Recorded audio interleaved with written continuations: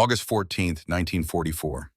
The sky over France burns with the kind of blue that only exists at 8,000 feet where the air is thin and cold, and every breath feels like swallowing razors. A lone P-51D Mustang rolls inverted silver wings catching the sun like a mirror, and for one perfect moment, the pilot inside feels weightless, suspended between heaven and earth, between duty and madness. Lieutenant Daniel Coleman is 22 years old. He is from Sweetwater, Texas, where the dust devils dance across cattle ranches, and boys learn to understand machines by fixing tractors in 100-degree heat. Right now, with his hands wrapped around the control stick and the horizon spinning above his head, Danny chops the throttle. The Packard Merlin engine coughs once a sound like controlled thunder, and then he drops the nose. He pulls the stick back into his gut, feeling it press against his stomach like a fist. The P-51 Mustang slices through the air in what the veterans call a split S. But this is not the gentle banking turn they teach in flight school. This is a knife dropping from the sky. The aircraft screams toward the earth at 450 miles per hour, and the sound is biblical. The sound of judgment. The sound of physics pushed to its absolute limit. 400 meters below, standing beside a quad 20-millimeter flak gun that still smells of burnt cordite and gun oil, Obergefreiter Friedrich Weber watches through Zeiss binoculars that his father bought in 1936, back when Bavaria still made the best optics in the world. Fritz is 20 years old. He has never wanted to be a soldier. The Weber family has brewed beer in the same stone building since 1680, back when the Holy Roman Empire was still holy, still Roman, still an empire. But none of that matters now, because an American Mustang is falling out of the sky like a meteor, and Fritz's hands are shaking as he tries to track it with his gun sight. His friend Werner Dietrich stands beside him, 19 years old, with acne scars still visible on his cheeks, and Werner whispers a single word that hangs in the August air like smoke: kamikaze.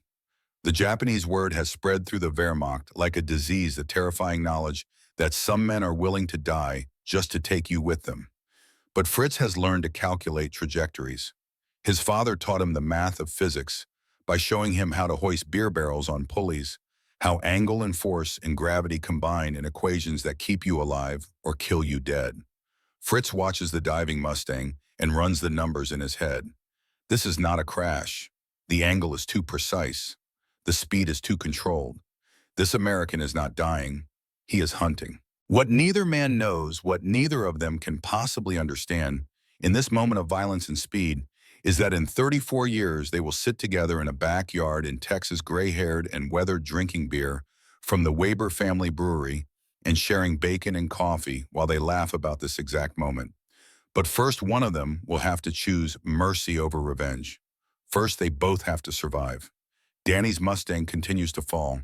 The altimeter unwinds like a clock running backwards, like time itself is collapsing. 8,000 feet, 7,000, 6,000. The French countryside below transforms from a watercolor painting into something real, something solid, something that will kill him if he miscalculates by even half a second. He can see individual trees now. He can see the road, that gray snake of asphalt cutting through the green fields. He can see the dust cloud rising from heavy vehicles, and that dust means trucks. And trucks mean supplies, and supplies mean American boys dying tomorrow because someone has to stop these convoys or the war goes on forever. 5,000 feet, 4,000. The Mustang is falling faster than terminal velocity because gravity and engine thrust combine into something that shouldn't be possible, something the flight manual says will tear the wings off. But Danny knows better. He has done the math. He understands that speed is not just a number on a gauge, but a physical sensation. The moment before your tires lose grip on a dirt road outside Sweetwater, when you're racing the sheriff's son, and your mother doesn't know you're risking your life for nothing but pride. 3,000 feet, 2,000. The German flak gunners on the ground see him now. Fritz sees him. Tracer rounds begin to rise, glowing orange lines that arc up through the air like Roman candles on the 4th of July. But they're firing at where the Mustang was 3 seconds ago, not where it is now, because Danny is falling faster than human reflexes can compensate for, faster than the hydraulics can traverse the gun barrels, faster than fear itself. 1,000 feet. This is the moment. This is the suicide dive, the point where every veteran pilot watching from above thinks they're about to see a kid from Texas become a smoking hole in a French field. If Danny pulls out too early, he presents his belly to every flak gun in the valley. If he pulls out too late, physics stops being theoretical and becomes a tombstone. 800 feet, 700, 600. At 450 miles per hour, the ground is not a landscape. It is a wall rushing up to meet him with the inevitability of sunrise. Danny does not pull back gently. You cannot be gentle when you are falling out of the sky faster than a bomb. He hauls the stick back into his stomach, with both hands bracing his boots against the rudder pedals to keep from passing out. In the P-51 Mustang, that thoroughbred of aircraft engineering, shudders like a living thing as the elevators bite into the slipstream. 6 Gs slam him into his seat. His body weight goes from 170 pounds to over 1,000 pounds instantly, and the sensation is like having an elephant sit on your chest while someone drains the blood from your head with a pump. The color leaches from the world. His vision grays out until he is looking through a tunnel of monochrome static, and he forces air out of his lungs in short, sharp grunts. The M1 maneuver they teach you in flight school, tensing his abdominal muscles to force blood back up to his brain. Don't mush. Don't mush. Mushing is what happens when your nose is pointed up, but your momentum keeps carrying you down, when inertia becomes stronger than lift, and you belly flop into the French countryside at 300 miles per hour. The Mustang screams at the bottom of the arc. The propeller tips are 10 feet off the pavement. The wash from his prop blows leaves off the oak trees lining the road. But he does not hit. He levels out. He is flying at 400 miles per hour, exactly 15 feet above the ground, lower than the telephone poles ahead of him, and the road stretches out like a bowling alley with German trucks as the pins. Fritz watches this through his binoculars, and his hands stop shaking because fear has been replaced by something else. Something like awe, something like respect for an enemy who just did something that should be impossible. The American Mustang materializes out of the air like a silver demon, and Fritz realizes with perfect clarity that every assumption he has been taught about American pilots is wrong. They are not cowards who bomb from safety. They are not soft boys who will quit when the war gets hard. This pilot has just fallen out of the sky like an angel of death, and Fritz's quad 20mm cannot traverse fast enough to track him. The sound of 650 caliber Browning M2 machine guns firing at once is not a rattle. It is a continuous tearing roar, like canvas being ripped by a giant, like the fabric of reality itself splitting open. The P-51 carries roughly 1,800 rounds of ammunition. The guns fire at a combined rate of 75 rounds per second. Danny aims for the lead truck first because this is tactical, not random. If you kill the lead vehicle, the convoy stops. You trap the rest. The tracers converge on the engine block of the lead Opel Blitz transport truck. The armor-piercing incendiary rounds punch through the steel radiator, shred the engine block, and ignite the fuel lines. The truck vaults into the air, flipping end over end, blocking the road in a ball of greasy orange flame that rises like a flower blooming in hell. Danny does not blink. He kicks the rudder pedal slightly left, and the stream of bullets walks down the line. Truck number 2 is a troop transport. The canvas cover shreds like paper. Truck number 3 is an ammunition carrier. The explosion is so violent it sends a shock wave rippling through the air that Danny feels in the cockpit a physical blow against his chest, like being punched by an invisible fist. The third truck vanishes in a mushroom cloud of brown smoke and flying metal. Danny flies right through the debris cloud. Soot coats his window screen. A piece of burning rubber bounces off his wing and tumbles away behind him. He does not pull up. Standard doctrine says, make one pass, pull up, circle around. But Danny knows that pulling up now would present his belly to every flak gun in the valley. He would bleed his speed. He would become a target painted in the sky. No safety is on the deck. Safety is speed. He keeps the throttle pinned. He stays in the canyon of the road below the tree line. He is flying so low that he can see the faces of German soldiers diving into the ditches, and those faces are younger than he expected boys who could be sitting next to him in a classroom in Texas if history had dealt different cards. Truck 4, Truck 5, Truck 6. They are popping like firecrackers at a county fair. The fuel tankers are the spectacular ones, blooming into massive mushrooms of fire that Danny has to bank hard to avoid feeling the heat wash over his canopy, like opening an oven door. The German flak towers, those deadly quad 20mm cannons mounted on half-tracks, begin to swivel. The gunners are screaming orders, trying to crank their turrets, but Danny is moving at 580 feet per second. By the time a German gunner sees the Mustang, aims and fires, Danny is already 600 feet down the road. The flak shells explode harmlessly in the air behind him, orange flowers that bloom too late to matter. Fritz fires 60 rounds. Every single one misses. He watches his friend Otto's truck, the lead Opel Blitz, vaporize in that first explosion. Otto was a brewery apprentice in peacetime. Otto taught Fritz how to rack beer barrels without straining your back. Otto had a girlfriend in Munich who wrote him letters that smelled like lavender. Now Otto is orange flame and black smoke and atoms scattered across a French field. Werner vomits beside the gun emplacement, doubling over as his breakfast comes back up. Klaus Schneider, the Schreer crew commander, a 28-year-old veteran of the Eastern Front with tired eyes and hands that shake even when he is not under fire, keeps screaming into the radio. "Did you hit him? Did anyone hit him?" But Fritz knows the answer. He checks his ammunition counter. 60 rounds fired, 0 hits. The American is simply too fast. He is outrunning the reaction time of the human nervous system. Danny wipes out the tail of the convoy. 11 trucks burning, twisted, destroyed in 45 seconds of concentrated violence. He reaches the end of the column and banks hard left, staying low using a hedgerow as a screen. He checks his mirror. A pillar of black smoke miles high marks the spot where the Wehrmacht's supplies used to be. He checks his engine gauges, all green, oil pressure steady, coolant temperature steady. He checks his ammunition counters, low but enough for defense if he encounters fighters on the way home. "Target neutralized," he whispers to himself, and his voice sounds strange in his ears, like someone else is speaking through his mouth. Now comes the hard part, going home. Fritz lowers his binoculars. His hand is shaking again, but this time it is not from fear. It is from something else. Something that feels like watching the future arrive early. He looks at Werner, who is wiping his mouth with the back of his hand, and he looks at Klaus, who has stopped screaming into the radio because there is nothing left to say. The American convoy is gone. 50 men, maybe more, dead in less than a minute.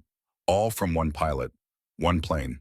Fritz pulls out the diary he keeps hidden in his tunic pocket, the small leather-bound book that his sister Greta gave him before he left Bavaria.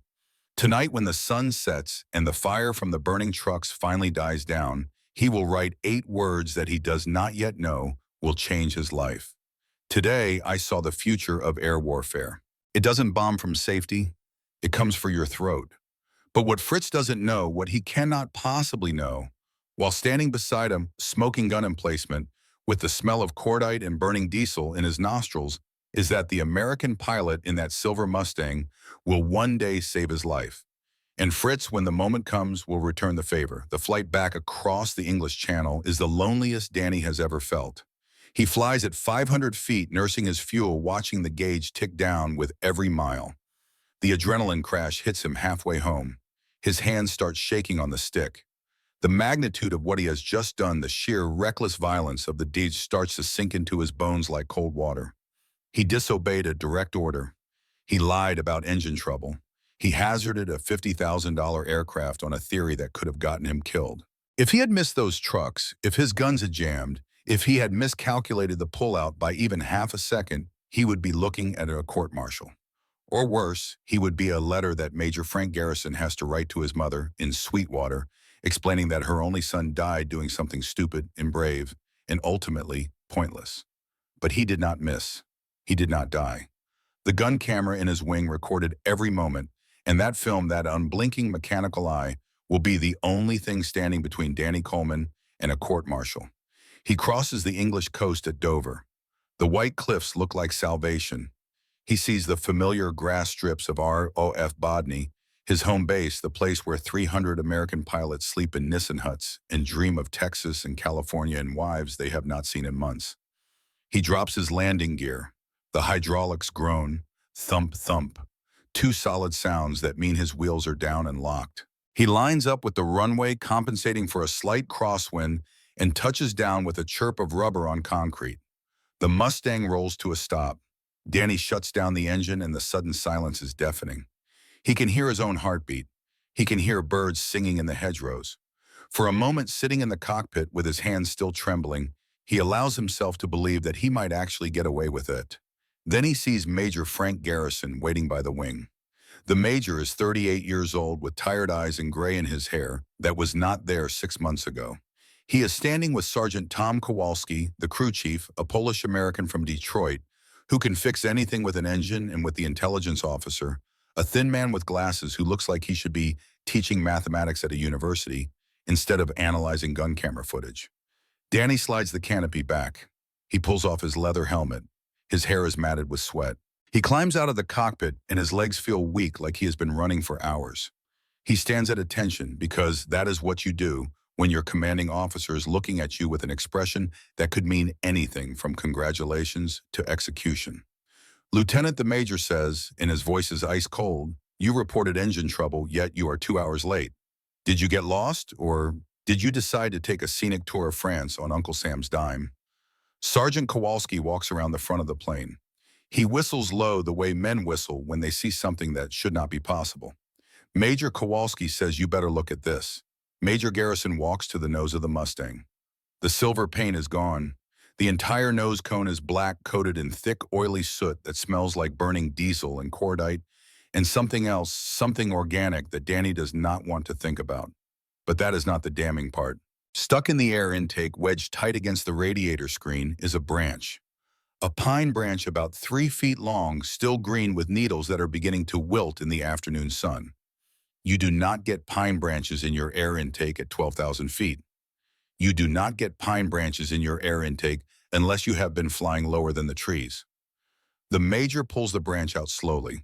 He looks at it like it is a piece of evidence in a murder trial. He looks at the soot on the nose. He looks at Danny, and for a long moment, nobody says anything. The wind moves through the grass. Somewhere in the distance, another P-51 is taking off the Merlin engine, singing its song of controlled violence. "You were on the deck," the Major says. It is not a question. It is a statement of fact delivered in a tone that could cut glass. "Yes, sir," Danny says, because there is no point in lying now. The evidence is literally dripping off his aircraft. "I fixed the engine trouble, sir. Thought I would verify the target area while I was down there." "Verify?" The Major throws the pine branch on the ground between them. "You went strafing alone after I specifically ordered you not to. You lied about engine trouble. You hazarded this aircraft. You risked your life. And for what? A couple of stray trucks." "The bombing run missed," Sir Danny says, and he hears his own voice steady and calm in a way that surprises him. "The target was still active. Supplies moving toward the front. I had fuel. I had ammunition. The opportunity was there. That is not your call to make, Lieutenant." Major Garrison's voice rises slightly, and every mechanic and pilot within earshot has stopped working, now stopped talking, stopped moving, because they can sense that something important is happening here. Some line is being drawn that will matter. You follow orders. You do not improvise. You do not go cowboy on my squadron. The intelligence officer steps forward. He is holding a small metal canister, the kind that contains 16mm film. "Sir," he says quietly, "we should develop the gun camera film before we proceed with disciplinary action." The gun camera. Every time Danny pulled the trigger, a small movie camera mounted in his wing recorded exactly what the guns were pointing at. It cannot lie. It cannot exaggerate. It is the unblinking eye of truth. "Find the Major," snaps. His jaw is tight. "Develop it. And Lieutenant, go to your quarters. You are grounded until I see that film." Danny walks across the grass toward the barracks. Behind him, he can hear Sergeant Kowalski talking to the other mechanics, their voices low and urgent. He can hear the word suicide repeated several times, and the word crazy, and the word lucky. He sits on his bunk and in the Nissen hut and stares at the letter he wrote to Margaret Ross 3 weeks ago. The letter where he promised her he would be careful. The letter where he said he was not looking for glory, just trying to end this war so they could get married in Sweetwater and raise kids who would never have to learn the physics of falling. 2 hours later, the briefing room is packed. Word is spread through the squadron that the suicide kid is in trouble, that Coleman went and did something stupid, that there is gun camera footage, and everyone wants to see it. The veteran pilots crowd in. The new replacements squeeze into the back. Major Garrison sits in the front row with his arms crossed, and his expression has not changed. He still looks like a man preparing to write a letter to a mother in Texas. Roll it, the major orders. The lights go down. The projector clicks to life. The film starts. At first, it is just a blur of green and gray, the world seen through a camera falling at terminal velocity. The dive, the sheer speed is evident even on film, even translated through the mechanical eye of a gun camera running at 16 frames per second. The horizon flips. The ground rushes up. Several pilots in the room gasp out loud because they understand what they are seeing. They understand that this is not a standard strafing run. This is something else entirely. Then the pull-out.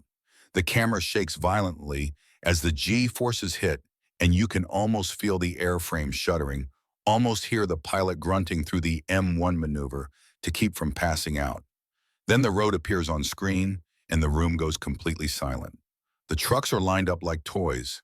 The crosshairs of the gun sight, that beautiful K-14 gyro computed sight that calculates lead angle and deflection, settles on the first truck. Flash. The lead truck explodes in a ball of orange fire. Debris flies past the camera lens so close you can see individual pieces of metal tumbling through the air. That is how close he was. That is how low he was flying. Then the next truck, and the next. It is systematic, it is disciplined, short controlled bursts adjusting aim between each trigger pull, not spraying, aiming. Then comes the ammunition truck. The screen turns completely white. The explosion washes out the film for 2 full seconds. When the image returns, the Mustang is flying through a cloud of smoke so thick you cannot see anything except darkness and the occasional flash of fire. The pilots in the briefing room start murmuring. "Look at that angle," one veteran whispers. "He is under the flak coverage." "Count them," another pilot says.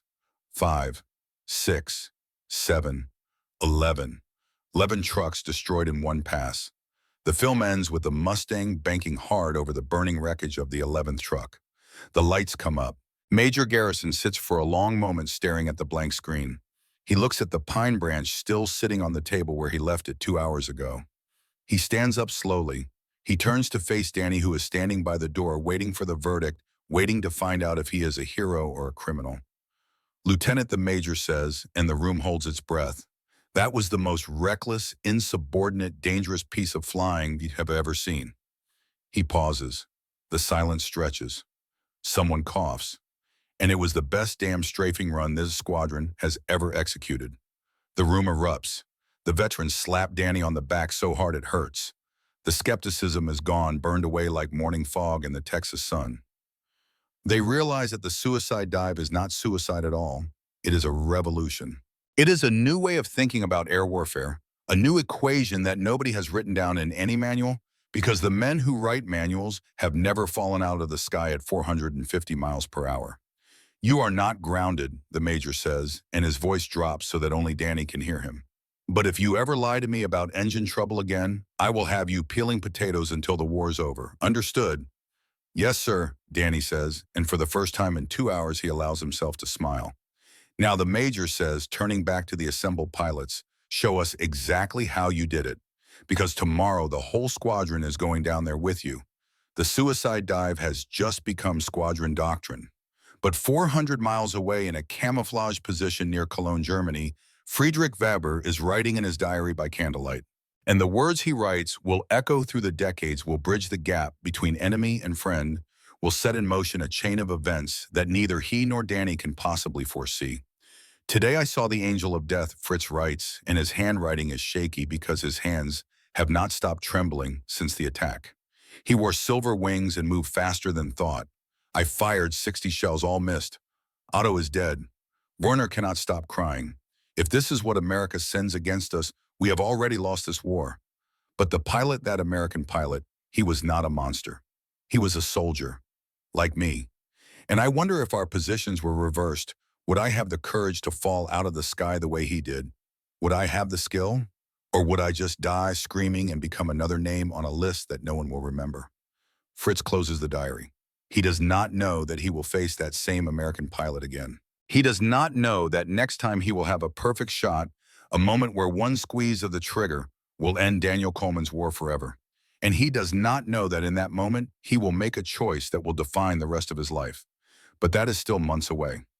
Right now in the summer of 1944, the war is still grinding forward with the inevitability of a machine that has forgotten how to stop.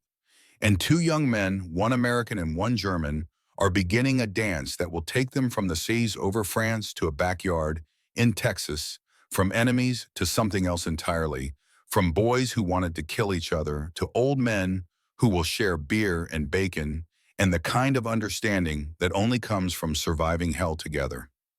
Sweetwater, Texas, summer of 1942.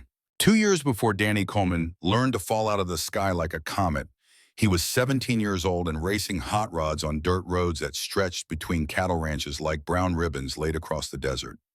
The car was a 32 Ford with a flathead V8 that his uncle had pulled from a junkyard in Abilene, and the engine made a sound like controlled thunder when Danny opened it up on the straightaways. The ranch where Danny grew up was 300 acres of dust and mesquite and cattle that looked at you with eyes that had seen too much sun. His father, William Coleman, died at Belleau Wood in 1918, killed by a German machine gun when Danny was just 6 months old. His mother, Sarah, raised him alone, working the land with hands that turned hard as leather, teaching him that machines were simpler than people, because machines followed rules and people followed their hearts, and hearts would get you killed. Danny learned physics not from textbooks, but from feel. He learned it by understanding the moment before your tires lose grip on a dirt road, that perfect instant where speed and traction, balance on a knife edge, and 1 degree too much on the steering wheel means you are rolling end over end through a barbed wire fence. He learned it by fixing tractors that broke down in the middle of plowing season, by understanding how torque and leverage and gear ratios combined in ways that the engineers in Detroit probably never intended. The sheriff's son, a boy named Tommy Briggs with too much money and not enough sense, liked to race on Saturday nights when the moon was full and the roads were empty. Danny beat him every single time, not because his car was faster, but because he understood something that Tommy never would. Speed was not about the engine. Speed was about knowing exactly how much you could ask from the machine before it said no. Margaret Ross worked at the Fort Worth bomber plant driving rivets into B-24 Liberator fuselages 10 hours a day, 6 days a week. She met Danny at a USO dance in the spring of '41, back when the war was still something happening to other people in places with names that were hard to pronounce. She was 19 years old with dark hair and eyes that looked at Danny like she could see something in him that he could not see in himself. They danced to Glenn Miller, and Danny held her like she was made of porcelain. And when the song ended, she told him that if he joined up, if he went off to fight, he had better come back, because she was not going to spend her life waiting for a telegram that started with the words, "We regret to inform you." Danny shipped out for pilot training in October of '42. His mother gave him his father's pocket watch, the silver one, with the inscription that read, "Time and tide, wait for no man," and she told him the same thing she had been telling him since he was old enough to understand words. Your daddy thought war was glory. It got him killed. Don't you go thinking you are smarter than a German bullet. But Danny was not thinking about glory. He was thinking about the newsreels he had seen, the ones showing London burning and Pearl Harbor burning and cities full of people who had done nothing wrong except be born in the wrong place at the wrong time. He was thinking that if nobody stopped it, if nobody stood up and said enough, then the burning would just keep spreading until it reached Sweetwater, until it reached his mother's ranch, until it reached Margaret Ross at her riveting station in Fort Worth. 4,000 miles away in a stone building in Bavaria that smelled like hops and barley, in 7 generations of beer brewing, Friedrich Weber was learning a different kind of physics. The Weber family brewery had been operating since 1680, back when Bavaria was still a collection of principalities and kingdoms that fought each other over religion and trade routes and insults, real or imagined. The building was made of stone blocks that had been cut by hand, and the copper kettles were so old that Fritz's great-great-grandfather had probably touched them with the same hands that Fritz used now. Beer is chemistry, his father Hans told him one afternoon in the summer of '43, standing in front of the mash tun where barley and water combined in ratios that had been perfected over centuries. You measure wrong, it is poison. You measure right, it is joy. War is the opposite. War is when everything you measure leads to death. Hans Weber had lost his right hand at Verdun in 1917, blown off by a French artillery shell that killed everyone else in his unit and left him alive for reasons he had never been able to explain. He wore a prosthetic hook now, and he had learned to brew beer. One-handed had learned to do everything one-handed because the alternative was to stop living, and he was too stubborn for that.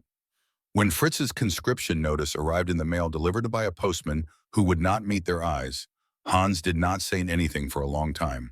He just stood in the brewery looking at the copper kettles that his father had left him and his grandfather before that, and finally he spoke in a voice that sounded like stones grinding together. "The Kaiser took my hand. Hitler will take my son. This is what empires do.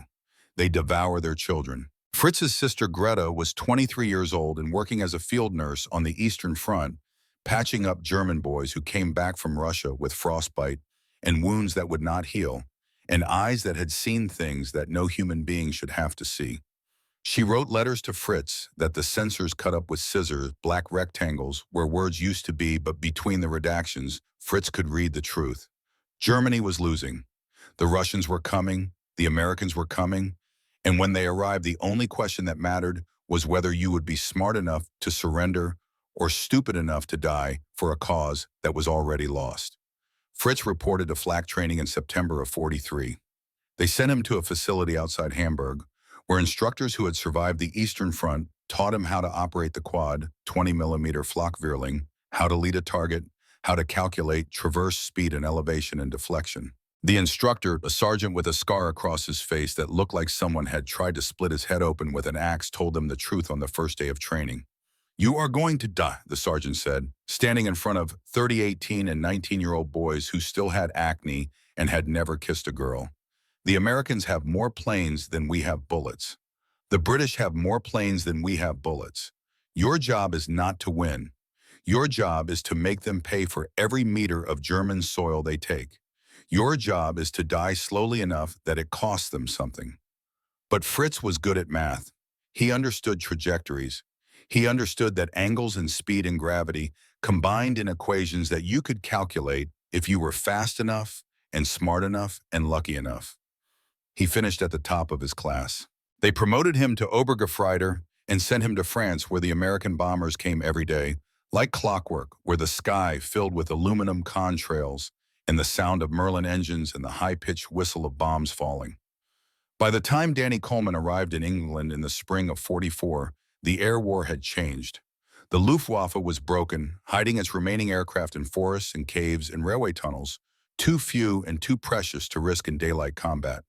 The new target was logistics, the trucks and trains and barges that moved fuel and ammunition and food to the German army, the supply lines that kept the Wehrmacht fighting, even as the Third Reich collapsed around it. The 352nd Fighter Group, the Blue-Nosed Bastards of Bodny, had been flying bomber escort missions at 25,000 feet, where the air was cold and thin, and combat was a gentleman's duel between fighters, where you could almost pretend that the men you were killing were not men at all, but just aircraft that fell from the sky trailing smoke.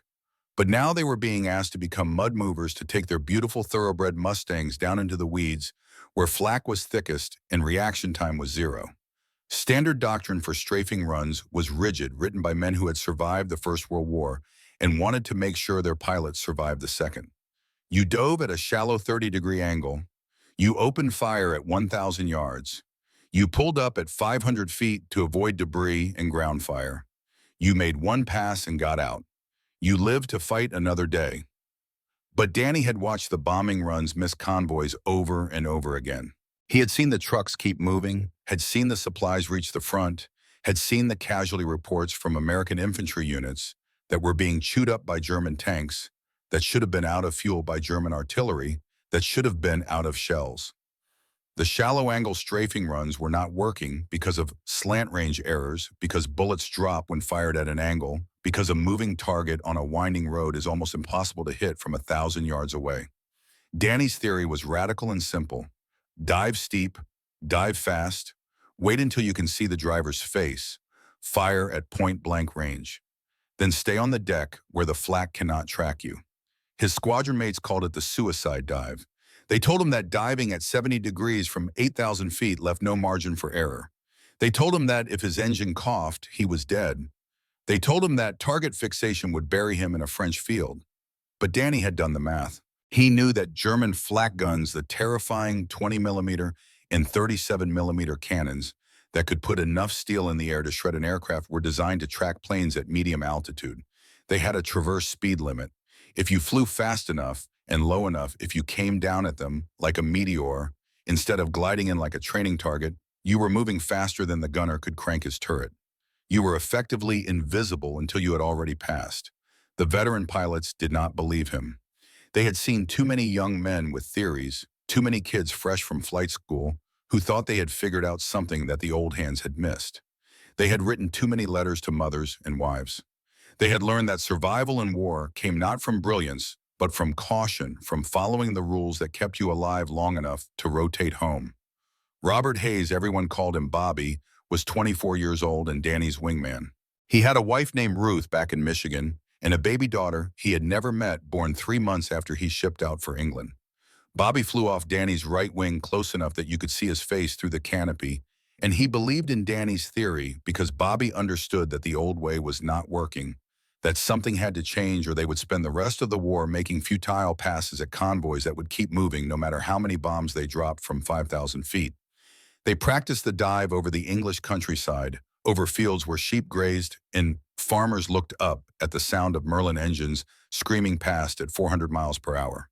They practiced the pull-out, that moment of truth where G-forces tried to crush you into your seat and your vision grayed out, and the only thing between you and death was the structural integrity of an airframe that was designed for high-altitude escort, not low-level aerobatics. September 1944. 1 month after Danny's 11-truck massacre proved that the suicide dive was not suicide at all, the 352nd Fighter Group had changed. They were hunting in packs now, flights of 4 Mustangs circling at 10,000 feet, like sharks waiting for spotters to call out convoys on the roads below. When they found a target, the lead pair would roll end inverted and dive while the top cover stayed high, watching for German fighters that almost never came anymore. Danny found himself in an awkward position. He was 22 years old, a junior officer barely old enough to vote, but he was teaching majors and captains how to fly. The key is the pull-out, he explained in the briefing room, using a piece of chalk on a blackboard that had probably been used to teach mathematics to British schoolchildren before the war requisitioned the building. If you pull too early, you present your belly to the flak. If you pull too late, you eat dirt. You have to wait until you can count the lug nuts on the wheels. The squadron adopted the tactic with efficiency that surprised everyone. They started hunting the German supply lines like wolves, and the statistics were staggering. 40 trucks destroyed in 1 week, 3 locomotives, 2 barges on the Rhine. They were bleeding the Wehrmacht, dry stranding German tanks without fuel, and German artillery without shells, and every truck that burned was 1 less load of ammunition that would be fired at American infantry crossing the French countryside. But war is a reactive system. For every tactic, there is a counter-tactic. And the Germans were not stupid. Fritz Weber was now training flak crews in anti-low-level tactics. After the disaster of August 14th, after watching his friend Otto die in a fireball and missing 60 shots at a target that should have been impossible to miss, Fritz had been promoted. His commander recognized that the young Bavarian had a mind for tactics, that he understood the geometry of death in a way that most soldiers never would. The Americans have changed their approach, Fritz told assembled German flak crews at a training facility outside Cologne. They are diving vertically. They are coming in at tree level. Traditional flak patterns do not work because we are aiming where they were not where they will be. We must anticipate the pullout point. We must aim at the space they will occupy 3 seconds from now, not the space they occupy right now. It was chess at 400 miles per hour. It was predicting the future based on physics and geometry and an understanding of how American pilots thought, how they moved, how they made decisions in the half-second between life and death. Fritz studied captured gun camera footage from downed American aircraft. He learned to recognize the signature of the steep dive, the way certain pilots flew with an aggressiveness that bordered on insanity, the way one pilot in particular seemed to appear out of nowhere and disappear before you could react. That pilot Fritz believed was the same man from the 11 trucks. He did not know the name. He did not know what the American looked like or where he came from or whether he had a family waiting for him. But Fritz recognized the flying style, recognized the precision and violence and calculated madness of someone who had figured out an equation that nobody else had solved. The solution Fritz developed was brutal and simple. If the Americans expected to find soft targets on open roads, give them what they expected, then spring the trap. They began disguising flak guns as cargo trucks mounting quad 20 millimeters inside truck beds that looked abandoned from the air. They covered artillery pieces with hay bales. They created fake convoys that were actually ambush positions waiting for the American Mustangs to commit to their dives before opening fire with every gun at once. September 18, 1944. A reconnaissance flight spotted a target near Aiken. 20 soft-skinned trucks on a straight road, seemingly stalled or abandoned. It looked like a gift. It looked like the kind of easy target that the American pilots had been destroying for weeks. Danny saw it from 10,000 feet. His instincts, the same instincts that had kept him alive through 80 missions, were screaming that something was wrong. The trucks were not camouflaged. They were sitting in the open like bait. Germans were not that sloppy. Germans were meticulous. Germans thought 3 moves ahead. "Looks like free lunch," Bobby Hayes said over the radio, and his voice had that edge of excitement that young pilots got when they thought they were about to rack up easy kills. "Careful," Bobby Danny warned. "They are not camouflaged. That is sloppy." But the target was too good to pass up. Headquarters wanted supply lines cut. Intelligence wanted damage reports. The ground forces needed the German convoys stopped, or American boys would keep dying in hedgerows and fields, and small French towns with names that nobody back home could pronounce. "I will take the lead," Danny called to his flight. "Bobby, you follow on my wing. 3 and 4 stay high cover." He rolled the Mustang inverted. The familiar rush of gravity pulled at him. The dive was perfect, 400 miles per hour. The wind screamed. He leveled out at 50 feet. The trucks rushed up, growing larger in his gun sight. He pressed the trigger. The 50 caliber machine guns roared. The bullets hit the lead truck. But instead of exploding into fuel and canvas, instead of blooming into orange fire like every other truck, he had destroyed the sides of the truck, fell away like a stage prop. Inside the truck bed was a quad 20 millimeter flak Whirling, and it was manned, and it was trained directly at Danny's cockpit. "Brake! Brake! Brake!" Danny screamed into his radio, yanking the stick hard right. But it was too late. The trap was sprung. The entire convoy dropped its disguise. Hay bales fell away to reveal 37 millimeter cannons. The abandoned trucks erupted in muzzle flashes. The air around Danny filled with golf balls, those terrifying luminous tracers of German 20 millimeter ammunition. These were not frightened conscripts. These were veteran flak crews who had waited for the Mustangs to get low and straight, who had calculated exactly where the Americans would be when they committed to their attack runs, who had practiced this ambush until it was choreographed like a deadly ballet. Danny felt the impacts. His Mustang shuddered like a living thing being hurt. A 20 millimeter shell punched through his right wing, blowing a hole the size of a dinner plate in the aluminum skin. Another shell shattered his canopy glass, sending plexiglass shards into his face like frozen rain. Blood ran down his cheek, but he did not have time to think about it. He yanked the stick back and kicked the rudder, jinking violently, making himself as hard to hit as possible. "Bobby, pull up, pull up, pull up," Danny screamed. But Bobby Hayes was focused on the target. He had that look that pilots get when they are locked in, when the world narrows down to just the crosshairs and the target and nothing else matters. Target fixation. It was what got pilots killed. It was what made you fly straight and level when you should be jinking. What made you press an attack when you should be breaking off. When the flak opened up, Bobby flew straight into the stream.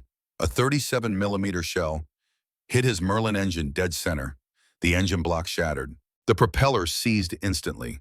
And at 50 feet altitude and 350 miles per hour, you do not have time to glide.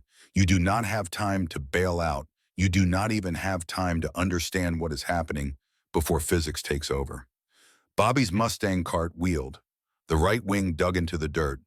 The aircraft came apart like a toy being smashed by a giant child, disintegrating in a blinding cartwheel of fire, and twisted metal tumbling through the very convoy he had been trying to destroy.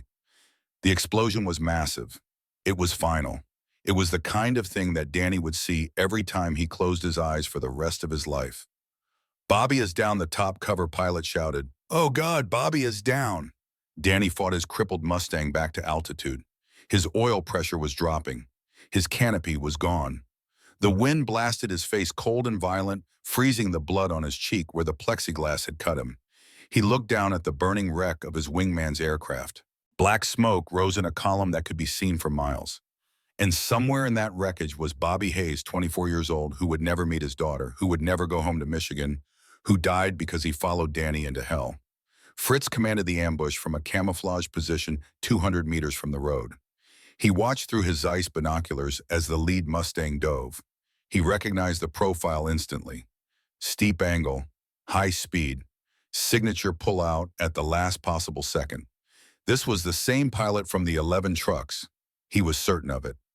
"Wait for it," Fritz told his crews over the radio. "Let him commit. Let him believe it is real."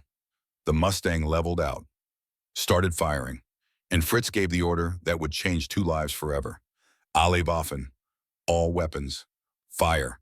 The trap sprang perfectly. 15 flak guns opening fire simultaneously, creating a wall of steel that no aircraft should be able to survive. Fritz watched the lead Mustang take hits, watched it jink violently, barely escaping. Watched the second Mustang fly directly into the fire stream. The American plane cart wheeled.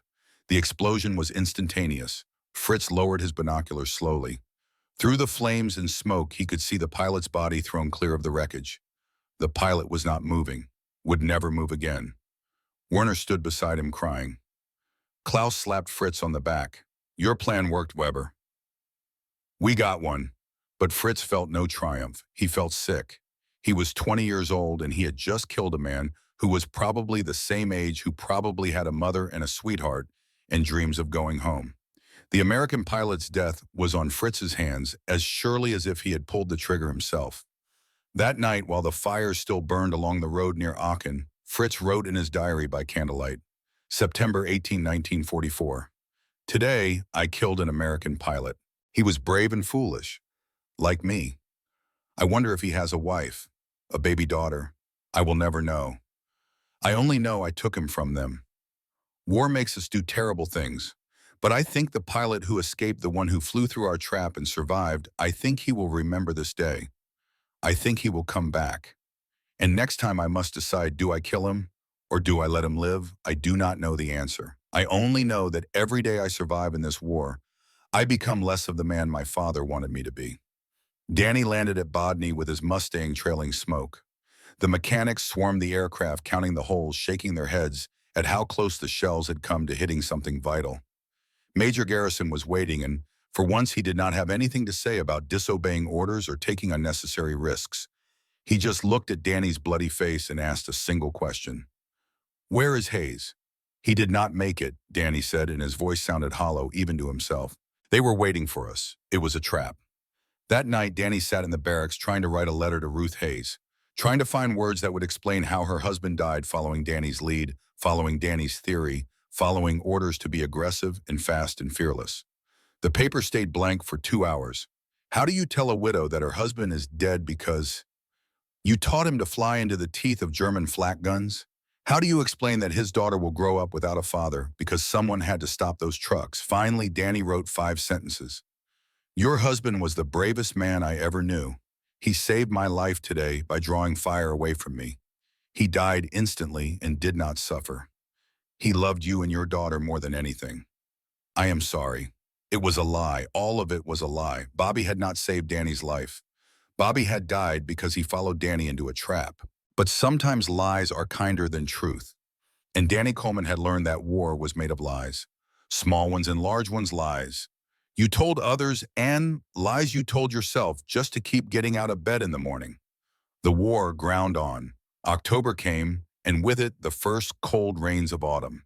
The Germans started stringing steel cables across narrow valleys, invisible wires that would shear the wing off a Mustang flying at 400 miles per hour. They lost another pilot, a 19-year-old kid named Charlie Patterson, who hit a cable while diving on a train and disintegrated before anyone even understood what had happened. Danny's resolve hardened into something cold and pitiless. This was no longer about tactics or innovation or proving that the manual was wrong. This was about dismantling a machine, about burning everything the Wehrmacht needed to keep fighting, about ending this war one truck in one train, in one barge at a time, so that no more Bobby Hayes would have to die in French fields. By November, intelligence identified a new target, a ghost train. an armored supply train that moved only at night, hiding in tunnels during the day, carrying fuel for the Tiger tanks of the 6th Panzer Army that was massing for one final desperate offensive. If that train reached the front, thousands of American soldiers would die. Major Garrison called Danny into his office. They spotted it, the major said. It is parked in a siding near Cologne, Verviers. Heavily defended, flak cars on both ends, flak towers on the perimeter, and it is hiding under camouflage nets. We cannot bomb it from altitude. We need precision. We need someone to go down there, blow the locomotive, set the tankers on fire. The major looked at Danny with eyes that had seen too much death. I am not ordering you to do this, Jim. It is a flak trap. We know it. But Danny was already looking at the map, already running the calculations in his head. If we come in from the north, we fly over the city. The flak will eat us alive. But if we follow the Rhine, stay below the riverbanks, we can pop up right next to the siding. They will not see us until we are already there. Flying below the riverbanks, the major said. That is insane. There are bridges, cables. Danny looked up from the map. That is why they will not expect it, sir. And 400 miles away in a defensive position surrounding the ghost train, Friedrich Weber stood watch beside his quad 20mm cannon, waiting for the Americans who he knew would come, wondering if the pilot from the 11 trucks would be among them, wondering what choice he would make when that moment arrived.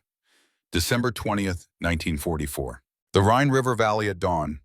5 P-51 Mustangs flying in loose formation at 20 feet above the water, so low that their propeller wash kicks up spray that hangs in the frigid morning air like mist. They are not flying. They are boating. They are doing 380 miles per hour in aircraft designed to cruise at 25,000 feet, and every pilot knows that one mistake, one moment of inattention, one gust of wind will turn them into a crater on the riverbank. Danny leads. Behind him, flying off his wings, are 4 veterans who have survived long enough to understand that survival and following orders are not always the same thing. Lieutenant Jackson, Lieutenant Morrison, Lieutenant Ellis, Lieutenant Briggs, all of them have at least 40 missions. All of them have seen friends die. All of them know that this mission, Operation Iron Horse, is likely a one-way ticket, but they are going anyway because that is what you do when the major asks for volunteers, and nobody wants to be the coward who stays behind. The Merlin engines roar in harmony, a sound like controlled thunder echoing off the stone walls of the river valley. The water below is dark green and moving fast, swollen with winter rain from the mountains. The banks are steep. The bridges that cross the Rhine every few miles are problems that need to be solved in real time, because pulling up to clear them means popping into radar coverage, means announcing their presence to every German flak battery between here and Cologne.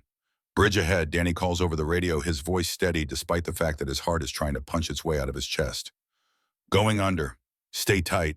This is a maneuver that would get them court-martialed in training. This is a maneuver that the flight instructors back in Texas would say is impossible, that violates every principle of safe flying. But here in the Rhine River Valley, with a ghost train waiting 2 minutes ahead and the fate of thousands of American infantrymen hanging in the balance, safe flying is a luxury they cannot afford. The bridge rushes toward them. Stone arches built by Romans 2,000 years ago, repaired and rebuilt and reinforced over centuries, now serving as an obstacle course for American fighter pilots who have lost their minds. Danny aims for the center span. The clearance is maybe 30 feet. The Mustang is 12 feet tall, including the propeller. The math says it is possible. The lizard part of Danny's brain that wants to keep him alive says it is suicide. He commits. The shadow of the bridge flickers over his cockpit for a fraction of a second. The sound of his engine, trapped between stone and water, is deafening, a crack like the sky splitting open. Then he is through, bursting into sunlight on the other side, and behind him he hears Jackson call clear, with a voice that is higher than usual, tighter than usual. The voice of a man who has just looked death in the face and somehow convinced it to wait. 2 minutes to target, Danny says. Arm your guns. Check your coolant. We only get one pass at this. The Packard Merlin engine in a P-51 Mustang is liquid-cooled, which makes it smooth and powerful and reliable, but also gives it an Achilles heel that every pilot knows about. One bullet in the radiator, one piece of shrapnel in the coolant lines, and the engine will seize within minutes. You will have just enough time to understand what is happening before you become a glider with the aerodynamics of a brick. And down here at 20 feet above the water, with bridges and cliffs and German flak, guns everywhere gliding, is not an option. Danny checks his gauges one more time. Oil pressure good, coolant temperature good. Ammunition counters showing enough for a sustained burst, but not enough for a second pass. This is it. This is everything. If they miss the locomotive, if the bombs do not ignite the fuel tankers, if even one flak gun gets a lucky shot, then Bobby Hayes died for nothing, and Danny gets to join him. Pop up in 3, Danny counts down. 2, 1, pull. He hauls back on the stick. The Mustang roars up out of the river valley like a breaching whale climbing from 20 feet to 500 feet in seconds. The G-forces press him into his seat. His vision starts to gray at the edges, but he forces it back, grunting through the M1 maneuver, and then he is over the lip of the valley, and the ghost train is laid out below him like a model railroad set built by someone with too much time and too much money. It is massive. 20 flatbed cars loaded with Tiger tanks shrouded in canvas and fuel tankers painted in camouflage patterns and ammunition crates stacked high enough to supply an entire division. The locomotive is a black iron monster spewing steam into the cold morning air, and surrounding the whole thing are flak positions dug into the hillsides, quad 20mm cannons and 37mm guns and machine gun nests with interlocking fields of fire. Friedrich Weber has been awake for 26 hours. He stands beside his quad 20mm Flak-Vierling, the same gun he has been manning since they posted him to this position 3 days ago, and his eyes burn with exhaustion and cold, and the weight of knowing what is coming. The Americans will try to destroy this train.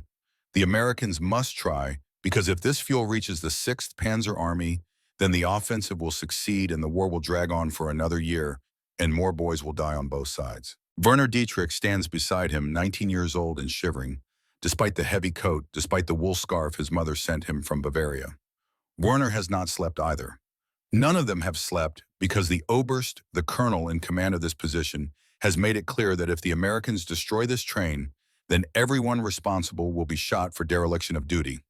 Klaus Schneider, their crew commander, is smoking a cigarette even though it is forbidden because the smell might alert enemy aircraft. Klaus is 28 and looks 50. He has fought in Poland and France and Russia and North Africa and now France again, and somewhere along the way he stopped caring about regulations because regulations are written by men who are not standing beside flak guns waiting to die. Fritz has been thinking about mercy. It is a strange thought to have when you are manning a weapon designed to shred aircraft into confetti, but Fritz cannot stop thinking about the American pilot from the 11 trucks, the one who flew through the ambush near Aachen and survived while his wingman died. Fritz does not know the pilot's name. He does not know what he looks like or whether he has a family or what he dreams about when he closes his eyes at night.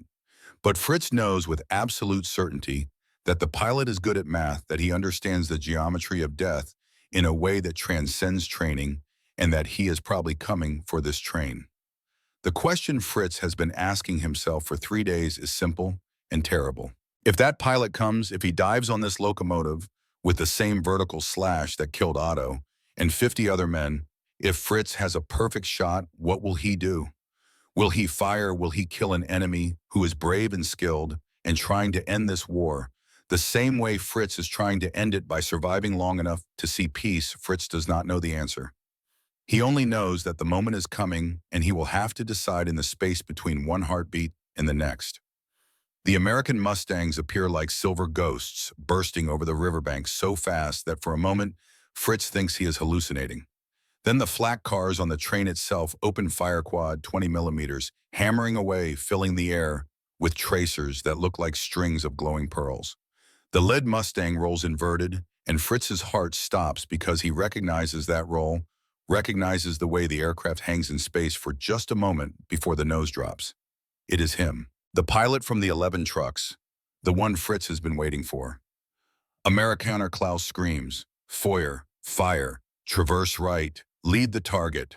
Fritz swings his gun. The hydraulics whine. The crosshairs of his optical sight track across the sky, trying to predict where the diving Mustang will be 3 seconds from now, 4 seconds, 5 seconds. The American is coming down at what looks like 90 degrees pure vertical. falling like a stone with wings. At 2,000 feet, Fritz could hit him. At 1,000 feet, it would be guaranteed. Fritz's finger rests on the trigger. The German instruction manuals call it the Abzug, the trigger, but Fritz thinks of it as a choice, a decision that cannot be unmade, a moment that will define everything that comes after. He can see the American pilot's face now.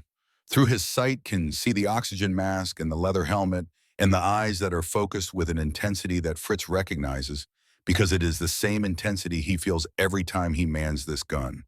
The pilot is young, maybe 22, maybe 23, the same age as Fritz, the same age as Otto was, as Werner is, as every boy who has been fed into the meat grinder of this war and come out the other side as something less than human and more than human at the same time. Klaus is screaming, "Fire, Weber! Take the shot, why are you not firing?" And Fritz makes his choice. He traverses the gun barrel away from the diving Mustang, not by a butcher, just 5 degrees to the right. Just enough that when he pulls the trigger, the shells will arc into empty sky instead of into the cockpit of a P-51 Mustang flown by a boy from Texas who probably has a mother and a sweetheart and dreams of going home. Fritz fires the quad 20mm roar. 60 rounds in 3 seconds. Every single one misses. Gun jammed, Fritz shouts over the sound of the other weapons. Gun jammed. Trying to clear it. Klaus stares at him. Klaus knows. Klaus has been in enough battles to recognize when a gun jams and when a gunner deliberately misses. But Klaus says nothing because Klaus is tired of this war, tired of killing, tired of watching boys die for a cause that is already lost. Klaus just nods and turns away to coordinate with the other gun positions, and in that moment, something passes between them, an understanding that mercy is sometimes more important than duty. Danny does not see Fritz. He does not see the German gunner who could have killed him but chose not to. All Danny sees is the locomotive growing larger in his gun sight, the black iron boiler that contains superheated steam at hundreds of pounds per square inch, the pressure vessel that is one puncture away from becoming a bomb. He waits. 1,000 yards, 800 yards, 600 yards. He can see the face of the locomotive engineer in the window looking up with an expression that combines terror and resignation. Danny squeezes the trigger. 650 caliber Browning machine guns fire simultaneously, and the sound is the sound of the world ending. The armor-piercing incendiary rounds hammer into the iron skin of the boiler like fists punching through a door. Sparks fly, metal shears, and then the physics take over. The superheated steam finds the ruptures Danny has created, and it erupts outward in a geyser of white fury that is hot enough to strip flesh from bone, violent enough to tear the locomotive apart from the inside. The explosion is not fire. It is steam and pressure and thermodynamics converted into destruction. The shock wave ripples outward. The wheels of the locomotive lift off the tracks. The entire front of the train twists to the right, metal shrieking, and the fuel tankers behind it begin to accordion into each other like dominoes falling in slow motion. "Pull up," Danny screams to himself, and he yanks the stick back so hard he thinks it might break. The Mustang climbs. His windshield is suddenly white. He is flying blind through the steam cloud, flying on instruments, in prayer and muscle memory, and for 2 eternal seconds, he cannot see anything at all.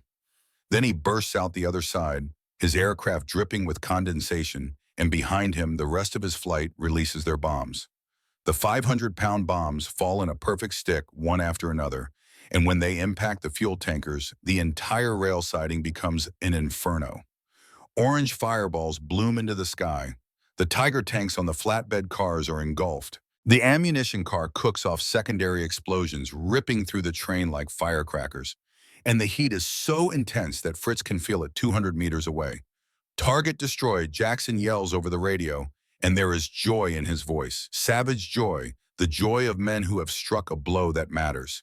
But then a flak shell from one of the other gun positions, not Fritz's position, but another crew who followed their orders and fired where they were supposed to fire, clips Danny's tail.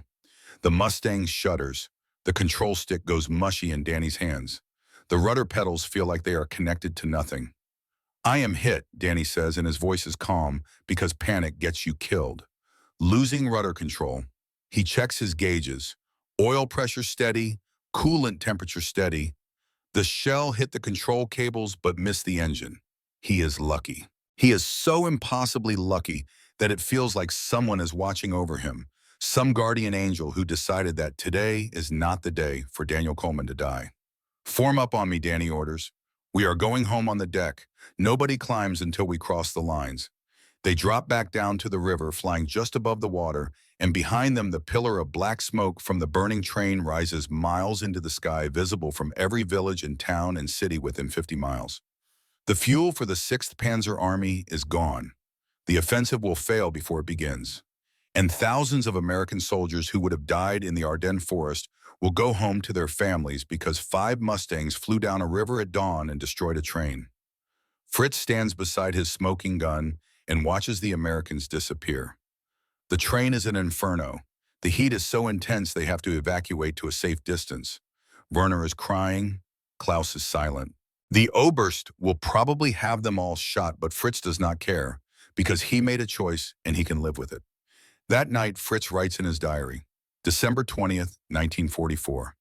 Today, I had a perfect shot. I did not take it. I let the American live because I saw in his eyes the same thing I see in my own mirror every morning. We are not enemies. We are soldiers trapped in a war we did not choose. He destroyed the train. 50 Tiger tanks will not reach the front. Maybe thousands of men will live because of what he did today. I think I did the right thing. I hope I did the right thing. If I am shot tomorrow, I hope someone tells my father that I died with mercy still in my heart. The war in Europe ended 5 months later. On the 8th of May, 1945, Victory in Europe Day, the mechanics at RAF Bodny drank champagne and the pilots danced with English girls, and everyone pretended that they were not thinking about the boys who had not made it, the empty bunks, and the letters written to mothers, and the names that would be carved into stone memorials that nobody would visit in 50 years. Danny sat alone with his Mustang.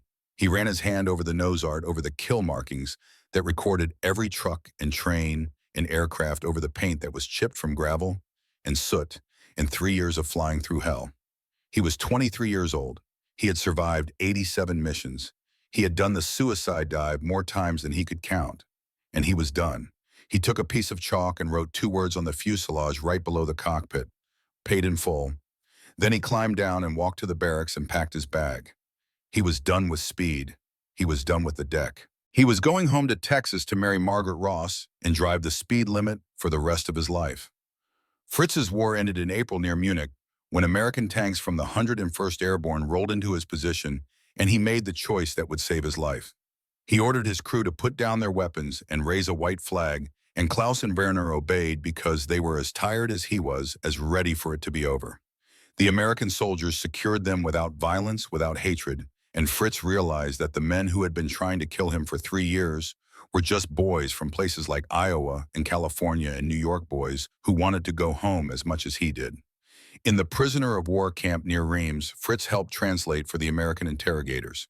He met a captain who had flown P-47 Thunderbolts, and they talked about the air war, the way soldiers always talk about war, when it is over, with a mixture of pride and shame and relief at having survived. The captain mentioned a pilot from the 352nd Fighter Group, a kid who flew the vertical / better than anyone who had survived when everyone said he would die. The captain did not remember the name, but Fritz knew. He knew with absolute certainty that the pilot was the same man he had spared at the ghost train. 1946. Fritz returned to Bavaria. The brewery had survived, barely damaged by American bombs, but still standing because the stone walls were thick and the copper kettles were in the cellar.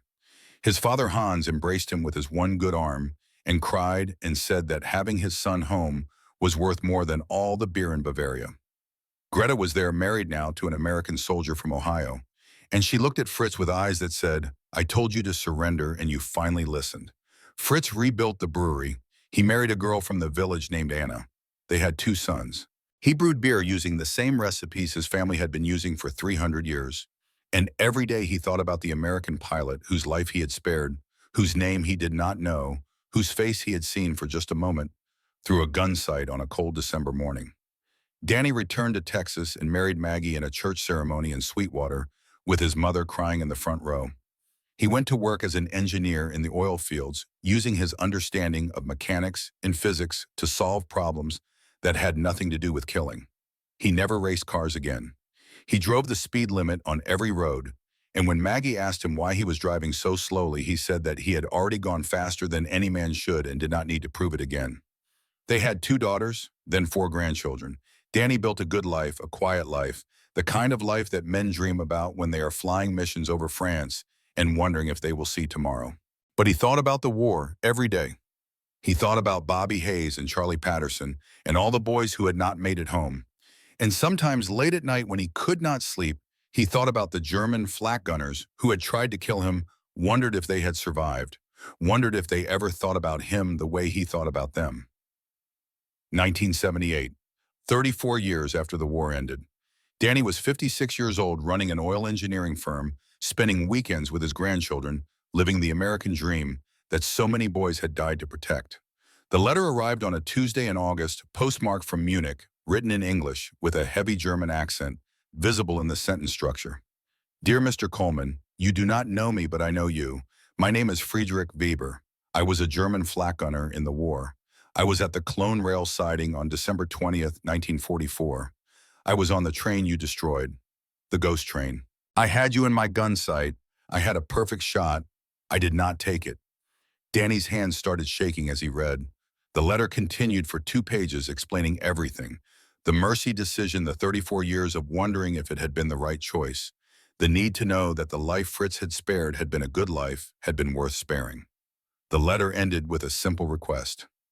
I would like to meet you. I would like to shake your hand. I would like to share a drink and tell you why I did not shoot. Danny showed the letter to Maggie. She read it twice and then looked at her husband with eyes that understood what he was feeling before he could put it into words.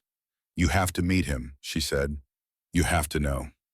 3 weeks later, Friedrich Weber stepped off an airplane at the Dallas-Fort Worth airport carrying 2 bottles of beer from his family brewery. He was 56 years old with gray hair and weathered skin and hands that were calloused from years of working with copper and grain. Danny met him at the baggage claim. The 2 men stared at each other for a long moment, 2 old soldiers who had tried to kill each other a lifetime ago, who had survived and built lives and now stood face to face in an airport in Texas. Fritz extended his hand. Mr. Coleman, I am Friedrich Weber. I almost killed you. Danny took the hand and shook it firmly. And I destroyed your train.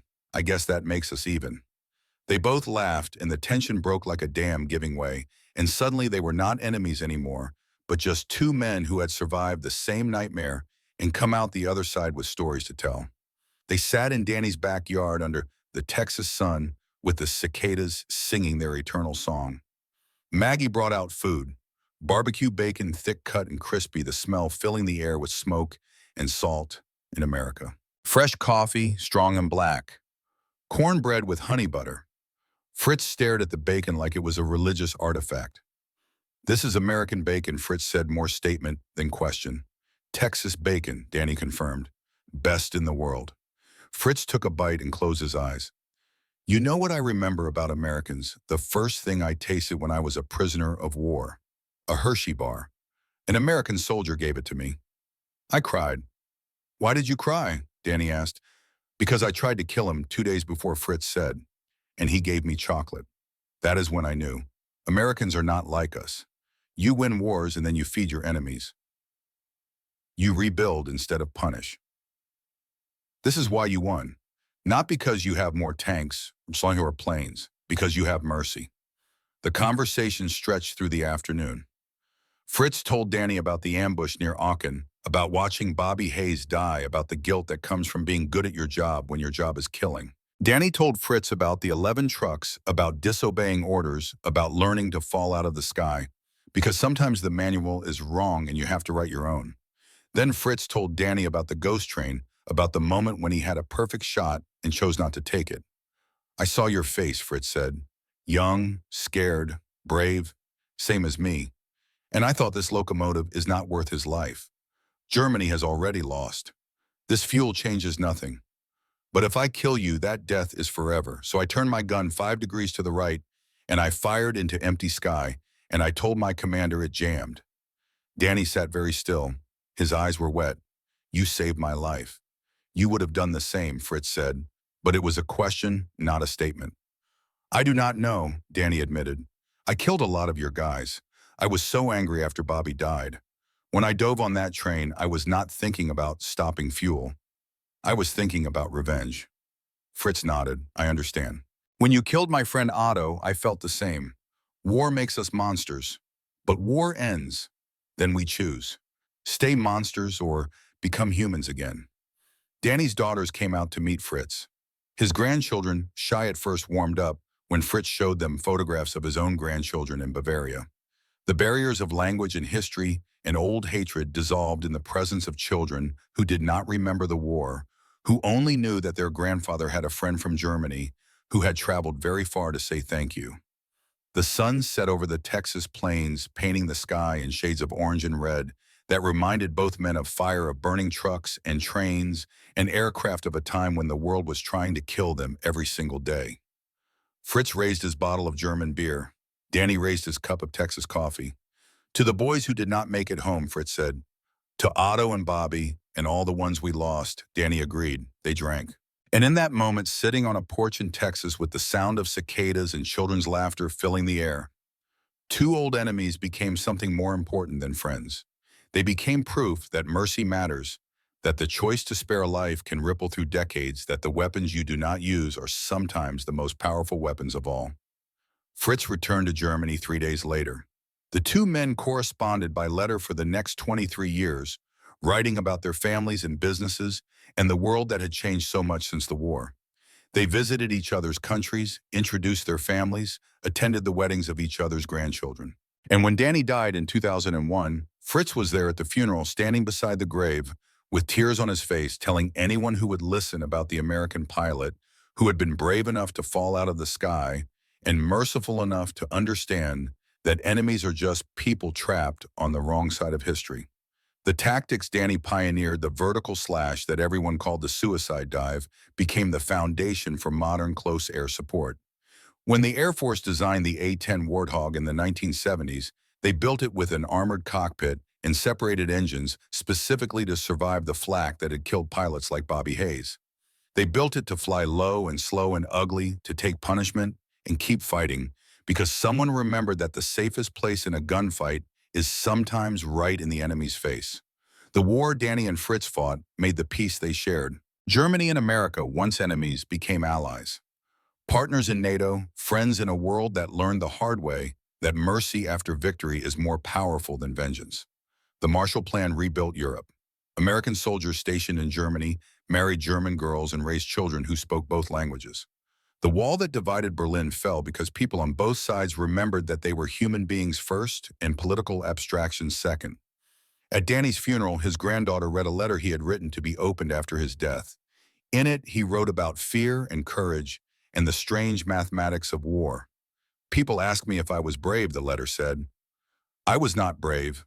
I was terrified every single time I rolled that Mustang inverted and dropped toward the earth.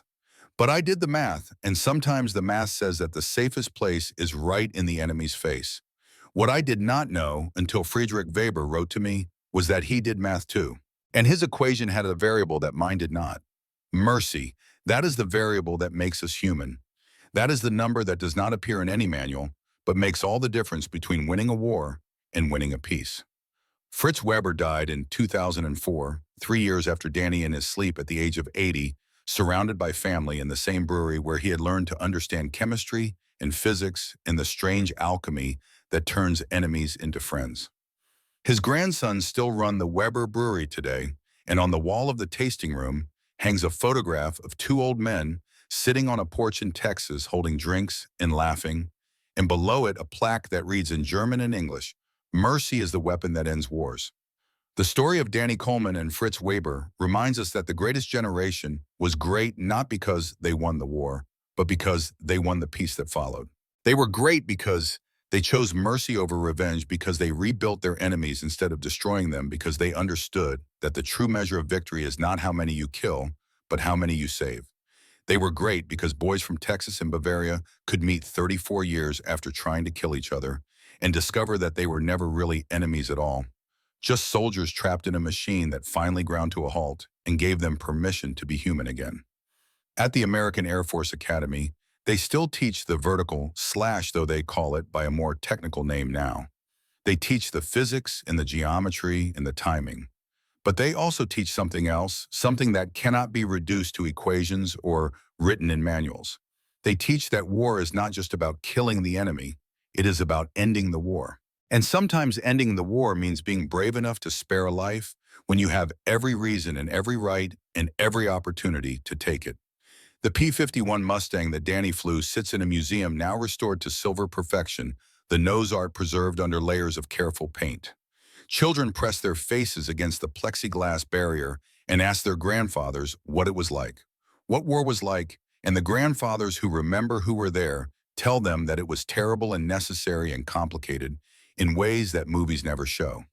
They tell them that heroes are not the men who kill the most enemies, but the men who find a way to stop the killing.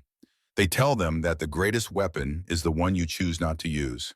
And in Bavaria, in a brewery that has been making beer for 344 years, there is a barrel with two names carved into the wood: Daniel Coleman, Friedrich Weber.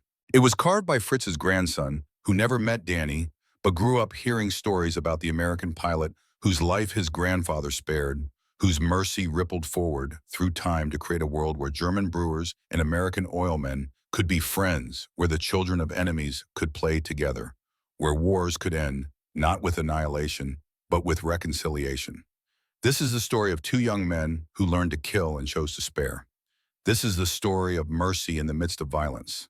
This is the story of the vertical slash of falling from the sky at 450 miles per hour, of trusting math and physics in the strange alchemy of human choice. This is the story of how wars end, not with a bang, but with an old soldier's hand extended across 3 decades in an ocean saying, "I could have killed you, but I did not, and I am glad.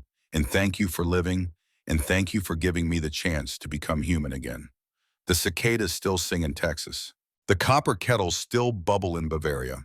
And somewhere in the eternal present tense where stories live forever, two P-51 Mustangs are climbing into an impossible blue sky, rolling inverted, beginning their dives. And in that moment, before the triggers are pulled or not pulled, in that space between heartbeats, where choices are made that echo through eternity, mercy wins.